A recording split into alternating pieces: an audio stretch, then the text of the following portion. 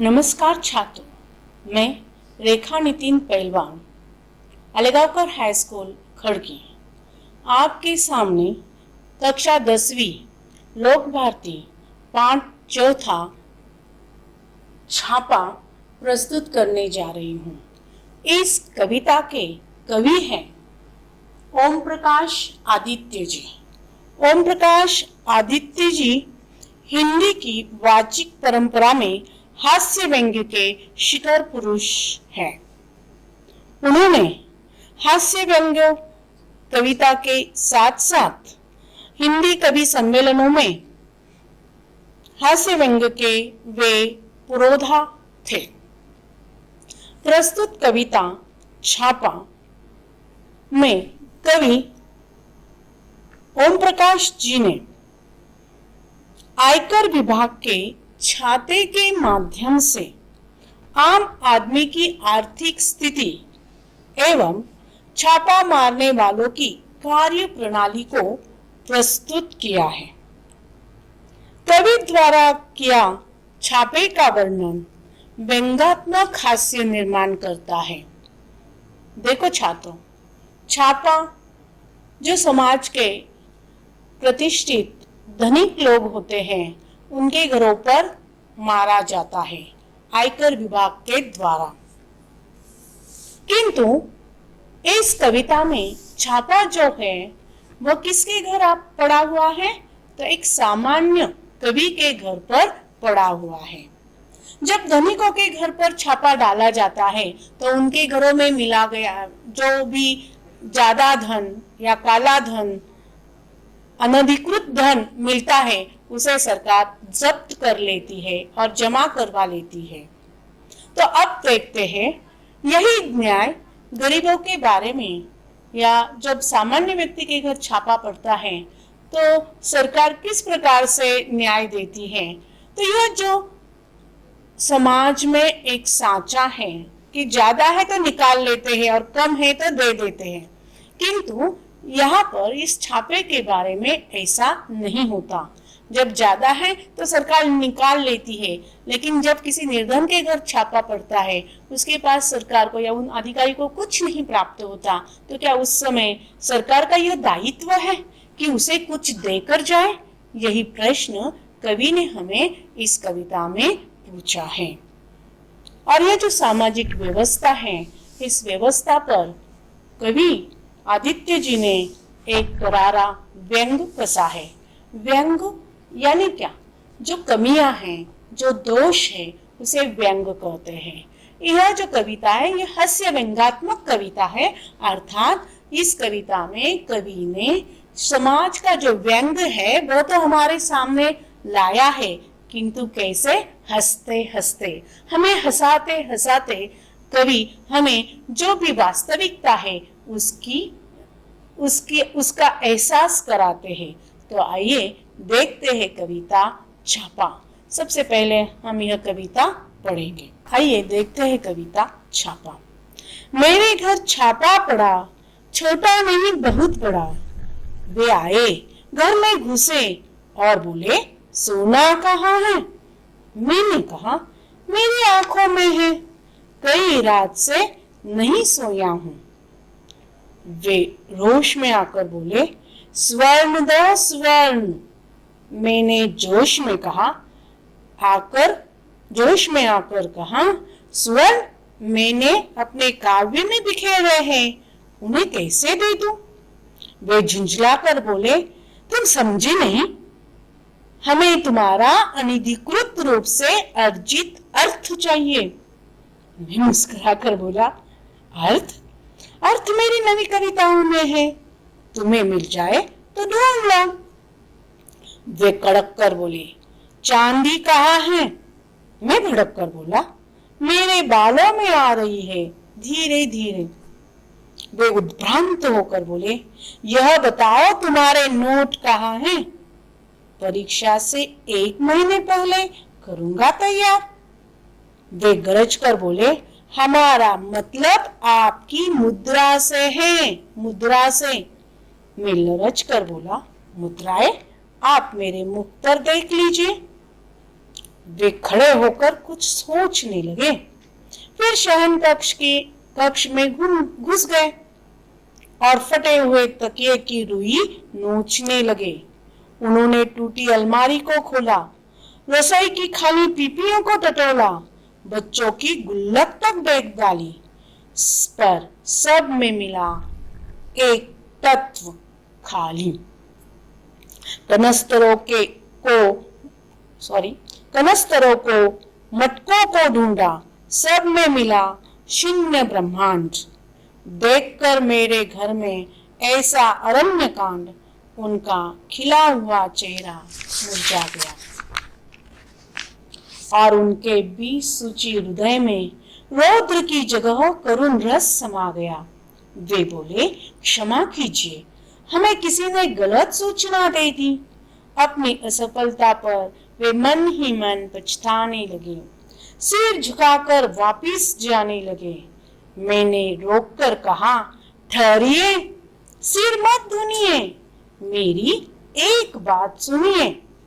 मेरे घर में अधिक धन होता तो आप ले जाते। अब जब मेरे घर में बिल्कुल धन नहीं है तो आप मुझे कुछ देकर क्यों नहीं जाते? जिनके घर में सोने चांदी के पलंग और सोफे हैं, उन्हें आप निकलवा लेते हैं। बहुत अच्छी बात है, निकलवा लीजिए, पर जिनके घर में बैठने को कुछ भी नहीं है, उनके यहाँ कम से कम एक तख्त तो डलवा दीजिए। देखिए, यहाँ पर यह कविता समाप्त होती है। तो अब हम देखते हैं कविता का भावार्थ। कविता का भावार्थ देखने के पहले हम यह बात जान लेंगे कि इस कविता में ऐसे शब्द आए हुए हैं जिनके दो अर्थ हैं। आयकर विभाग के अधिकारी उन शब्दों का प्रयोग एक अर्थ से करते हैं और कवि उन्हीं शब्दों का दूसरा अर्थ लेते हैं। तो ऐसे जो शब्द हैं वह पहले हम देखेंगे। देखिए, सोना। सोना एक धातु है आयकर अधिकारी की दृष्टि से, और कवि उसका अर्थ लेते हैं नींद। दूसरा शब्द है स्वर्ण। आयकर अधिकारी का अर्थ है एक धातु, कवि उसका अर्थ लेते हैं अच्छे अक्षर। तीसरा शब्द है अर्जित अर्थ। कवि आयकर अधिकारी उसका अर्थ है उनके दृष्टि से कमाया हुआ धन, और कवि के दृष्टि से अर्थ है भावार्थ। अगला शब्द है मुद्रा। मुद्रा इस शब्द का आयकर अधिकारी की दृष्टि से अर्थ है रुपए पैसे, और कवि के अनुसार अर्थ है मुख यानी चेहरा। अगला शब्द है नोट। इसका अर्थ आयकर अधिकारी की दृष्टि से रुपए सिक्के हैं, और कवि के दृष्टि से परीक्षा के नोट या परीक्षा के पूर्व की गई तैयारी। ठीक है, आइए अब हम देखेंगे इस अर्थों के आधार पर इस कविता का अर्थ। देखो, कवि ने हास्य के माध्यम से समाज का व्यंग हमारे सामने उजागर किया हुआ है। हंसते हंसते हमें हमारे गालों पर, समाज के गालों पर कवि ने थपकियां लगाई हुई हैं। देखो, मेरे घर छापा पड़ा, छोटा नहीं बहुत बड़ा। वे आए, घर में घुसे और बोले, सोना कहाँ है? मेरे घर छापा पड़ा। छापा यानी आयकर विभाग द्वारा किया गया हुआ धावा। एक 10-12 अफसर इकट्ठा आते हैं और घर में घुस जाते हैं और घर की पूरी तलाशी लेते हैं, उसे कहते हैं छापा। यानी ये छापा भी पड़ा तो छोटा नहीं बहुत बड़ा, यानी वो जो अफसर आए थे उनकी संख्या बहुत थी। वे आए, घर में घुसे, उन्होंने इजाजत नहीं मांगी, एकदम से वे घर में घुस गए और बोले, सोना कहाँ है? और कवि से उन्होंने प्रश्न किया, सोना कहाँ है? तो यहाँ पर आयकर अधिकारी कहते हैं कि जो सोना मूल्यवान धातु है वह कहाँ है, कहाँ तुमने छुपा कर रखा है? लेकिन कवि यहाँ पर इसका अर्थ लेता है नींद। देखो, कवि व्यंग कवि है, इसलिए वह सोना इस शब्द का दूसरा अर्थ देता है नींद, और उन्हें उन आयकर अधिकारियों को जवाब देते हैं, मैंने कहा मेरी आंखों में है, कई रातों से मैं सोया नहीं हूँ। तो मैं कई रातों से सोया नहीं हूँ, मेरी आंखों में बहुत नींद भर आई है। यह उत्तर उन्होंने उन आयकर अधिकारियों को दिया। ऐसा उत्तर सुनकर वे क्रोध में आ गए। वे रोष में आकर बोले, रोष में अर्थात क्रोध में, रोष में आकर बोले, स्वर्ण दो स्वर्ण। स्वर्ण का भी अर्थ होते वही होता है, एक मूल्यवान धातु, सोने को ही स्वर्ण कहते हैं। किंतु यहाँ भी कवि उसका दूसरा अर्थ लेता है। कवि कहता है, मैंने जोश में आकर कहा, स्वर्ण मैंने अपने काव्य में बिखेरे हैं। बिखेरना यानी फैलाना। स्वर्ण, स्वर्ण यानी कवि यहाँ पर अर्थ लेता है अच्छे अक्षर। अच्छे अक्षर मैंने मेरे काव्य में बिखेरे हैं, वे मैं तुम्हें कैसे दे दूं? मैं उन्हें तुम्हें नहीं दे सकता। फिर से वे चिढ़ जाते हैं। वे झिझला कर बोले, तुम समझे नहीं? उन्होंने उन्हें चिढ़ाई और कहा, कैसा इंसान है, हम इतनी सीधी सादी बात कह रही लेकिन ये समझ नहीं रहा है। इसलिए वे चिढ़ कर बोलते हैं, झिझला कर बोलते हैं, हमें तुम्हारा अनधिकृत रूप से अर्जित धन चाहिए। अर्जित धन या अर्जित अर्थ, इसका अर्थ है कमाया हुआ धन, और अनधिकृत रूप से इसका अर्थ है सही मार्ग से नहीं तो गलत मार्ग से। फिर गलत मार्ग कौन कौन से धन कमाने के? भ्रष्टाचार, रिश्वतखोरी, घूसखोरी, है ना, ये सारे गलत मार्ग हैं। तो इन कई गलत मार्गों से तुमने कहीं धन कमाया है क्या? पैसा कमाया है क्या? बहुत धन हमें चाहिए। हमें तुम्हारा अनधिकृत रूप से अर्जित अर्थ चाहिए। यह अर्थ किसका है? आयकर अधिकारी का। किंतु कवि इसका अर्थ क्या लेता है? भावार्थ। कवि कहते हैं, मैं मुस्कुराकर बोला, अर्थ अर्थ मेरी नवी कविताओं में है, तुम्हें मिल जाए तो ले लो। तुम्हें अर्थ चाहिए क्या? मैं कविता करता हूँ, मैं कवि हूँ, मेरे कविताओं में बहुत अर्थ गड़ा हुआ होता है। तुम्हें अगर चाहिए तो तुम खोज कर ले लो, ढूंढ कर ले लो। वे और क्रोधित हुए। वे कड़क कर बोले, चांदी कहाँ है? चांदी भी एक धातु है जिसका रंग कैसा होता है? सफेद होता है। मैं भड़क कर बोला, मेरे बालों में आ रही है धीरे धीरे। जैसे इंसान की उम्र बढ़ती जाती है तो इंसान के जो काले बाल होते हैं वे सफेद होने लगते हैं। तो उन सफेद बालों को दिखाकर कवि उन अधिकारियों को कहता है, देखो मेरे बालों में आ रही है चांदी धीरे धीरे। अब ऐसे जवाब से वे जो अधिकारी थे वे और हैरान हो गए। वे उद्भ्रांत होकर बोले, उद्भ्रांत यानी हैरान, हैरान हो गए कि कैसा इंसान है। सही सही सवाल हम पूछ रहे हैं लेकिन उसका सीधा सीधा ये जवाब नहीं दे रहा है, कोई और ही बात बता रहा है हमें। इसलिए वे उद्भ्रांत होकर बोले, यह बताओ तुम्हारे नोट कहाँ है? नोट, नोट का अर्थ है रुपए, पैसे, सिक्के। अधिकारी उन्हें पूछते हैं, लेकिन कवि इसी नोट का अर्थ क्या लेता है? परीक्षा के लिए नोट, यानी परीक्षा की तैयारी करने के हेतु जो टिप्पणी लिखी जाती है उसे भी नोट कहा जाता है। तो कवि उन्हें उत्तर देता है, नोट परीक्षा के पहले 1 महीने में वो क्या करूंगा? तैयार करूंगा। परीक्षा से 1 महीने पहले करूंगा तैयार। अब देखो फिर से उन्हें प्रश्न पड़ा कि कैसे पूछा जाए इस इंसान को। वे गरज कर बोले, हमारा मतलब आपकी मुद्रा से है। मुद्रा यानी रुपए, नोट, जो भी चलन होता है उसे मुद्रा कहते हैं। तो हमारे भारत का चलन है रुपया। तो तुम्हारी मुद्रा का यानी तुम्हारा रुपया कहाँ है? यह आयकर अधिकारी पूछते हैं। लेकिन लेखक तो व्यंग कसने के लिए और हंसाने के लिए प्रसिद्ध है, तो वे कहते हैं मुद्रा, मुद्रा मेरे चेहरे पर देख लीजिए। और यहाँ पर मुद्रा का अर्थ वे लेते हैं मुख। तुम्हें जो कुछ भी मुद्रा देखनी है वह मेरे चेहरे पर, मुख पर देख लीजिए। मुद्राएं आप मेरे मुख पर देख लीजिए। वे खड़े होकर कुछ सोचने लगे। अब उन्होंने सोचा कि इस इंसान से बात करने में कोई अर्थ नहीं है, कैसा भी प्रश्न पूछो यह उसका सही जवाब नहीं दे रहा है, टेढ़ा मेढ़ा जवाब दे रहा है। तो उन्होंने एक्शन शुरू की। फिर उन्होंने पूछताछ समाप्त की और वह लेखक के कवि के शयन कक्ष में घुस गए। शयन कक्ष अर्थात सोने का कमरा, जिसे अंग्रेजी में हम बेडरूम कहते हैं, तो वहां पर वे घुस गए बिना पूछे और फटे हुए तकिए की रुई नोचने लगे। तकिया यानी जो हम सिरहाने लेते हैं उसे तकिया कहते हैं।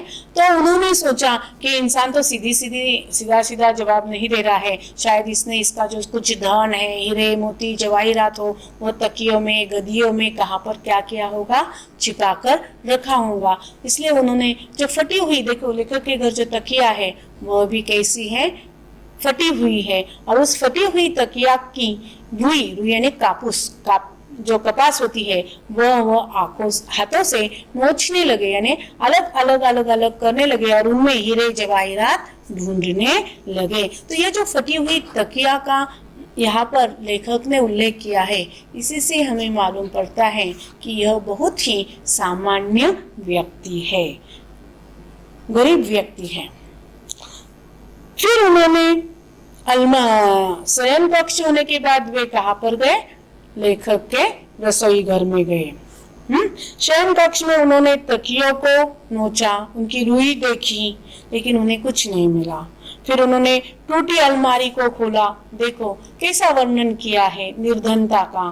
तकिया कैसी है, फटी हुई है, अलमारी है लेकिन कैसी है, टूटी हुई है। अलमारी यानी कपाट, जिसमें सारी मूल्यवान चीजें ज्यादातर लोग रखते हैं, लेकिन वह अलमारी भी टूटी हुई है।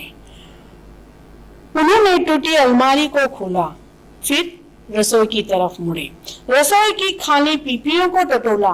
पीपियां यानी टीन का डिब्बे होते हैं जिसमें हम अनाज वगैरह जो है, जो रसोई का सामान होता है वह भरकर रखा जाता है। उन्होंने पीपियों को टटोला, और पीपियां भी कैसी है, देखो खाली, यानी उसमें कुछ भी नहीं है। बच्चों की गुल्लक तक फेंक डाली। गुल्लक जैसे पिगी बैंक हम कहते हैं कि बच्चे उसमें पैसे डालकर पैसे क्या करते हैं, इकट्ठा करते हैं, लेकिन वो जो गुल्लक है वो भी उन्होंने देख डाली और वहां भी उन्हें कुछ नहीं मिला। यानी बच्चों के पास भी जो पिगी बैंक है उसमें भी उन्हें कुछ नहीं मिला। पर सब में मिला एक ही तत्व, खाली। तत्व अर्थात वास्तविकता, तत्व अर्थात वास्तविकता। ये सारी चीजें देखने के पश्चात उन्हें एक ही तत्व महसूस हुआ, एक ही सत्यता, एक ही यथार्थता उन सब के सामने आई कि यह जो कवि है वह क्या है, निर्धन है। यह वास्तविकता उनके सामने आई कि एक सब कुछ जो है वह खाली है। कनस्तर अर्थात जहाँ पर अनाज वगैरह रखा जाता है, उनके बड़े जो टीन होते हैं, डिब्बे होते हैं, पीपे होती है, उन्हें कनस्तर कहा जाता है। मटकों को ढूंढा, सब में मिला शून्य ब्रह्मांड अर्थात खाली संसार, यानी कुछ भी नहीं। लेखक के घर में शयन कक्ष में उन्हें कुछ नहीं मिला, रसोई घर में उन्हें कुछ नहीं मिला। और इस दशा से, इस चित्र से हमारे ध्यान में आता है कि सही मायने में वह क्या है, निर्धन है। देखकर मेरे घर में ऐसा अरण्य कांड, उनका खिला हुआ चेहरा मुरझा गया।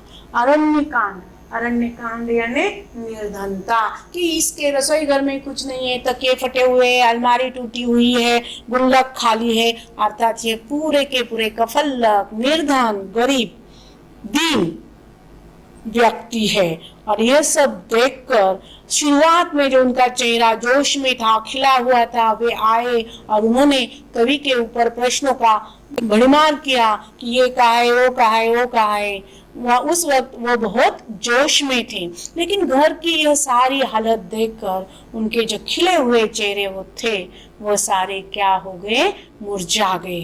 वे निराश हो गए कि जो सोचकर वे आए थे वैसा उन्हें यहाँ कुछ भी नहीं मिला।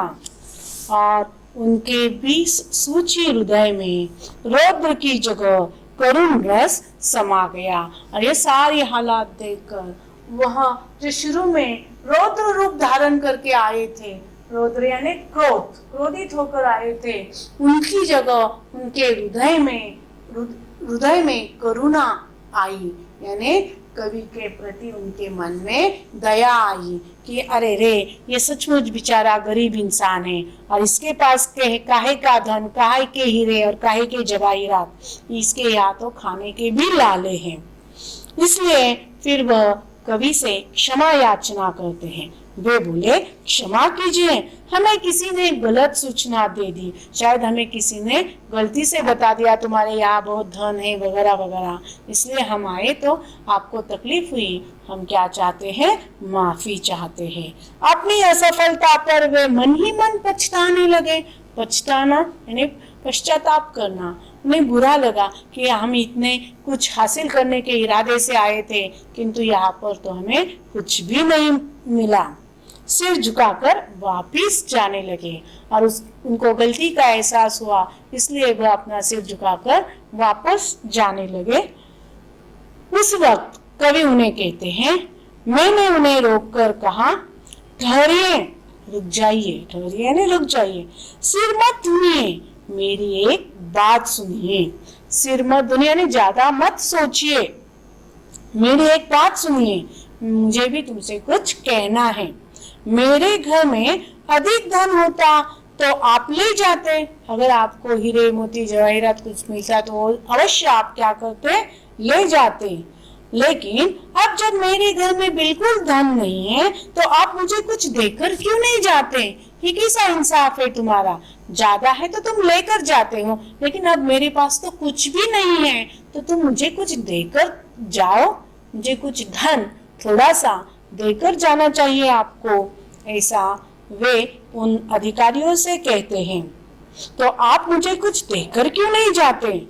जिनके घर में सोने चांदी के पलंग और सोफे हैं उन्हें आप निकलवा लेते हैं, है ना। हम सिनेमा में देखते हैं, हिंदी पिक्चर फिल्मों में वगैरह, जो बड़े अमीर लोगों के घरों पर छापा होता है तो सोने चांदी के पलंग या जो कुछ भी मिलता है वह सब वो आयकर अफसर जो होते हैं वो निकाल कर ले जाते हैं। तो कभी वही कहता है, अगर निकाल ले जाते हैं तो कोई बात नहीं, निकाल के ले जाओ। लेकिन कवि का कहना है, कवि ने एक प्रश्न पूछा है, बहुत अच्छी बात है, निकलवा लीजिए, पर जिनके घर में बैठने को कुछ भी नहीं उनके यहाँ कम से कम एक तख्त तो डलवा दीजिए।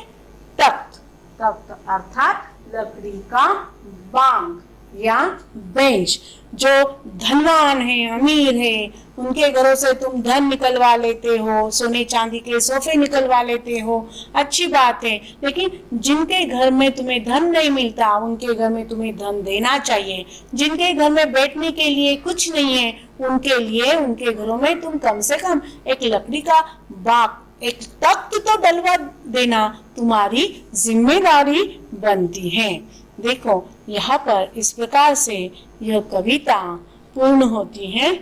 इस कविता में कवि ने आयकर विभाग के जो अफसर हैं, जो छापा डालते हैं और उन्हें धन मिलता है तो वे धन ले जाते हैं। अब कवि उन्हें प्रश्न पूछता है, अगर मेरे घर में कुछ भी नहीं है तो आप मुझे कुछ धन क्यों नहीं देकर जाते, या मेरे घर में बैठने के लिए कुछ नहीं है तो तुम कम से कम एक लकड़ी का बांग तो डलवा कर जाओ। यह कवि का कहना है और इस प्रकार से यह कविता यहाँ पर पूर्ण होती है। आशा है आप सभी को यह कविता समझ आई होगी। तो फिर मिलते हैं अगले पाठ के समय। धन्यवाद।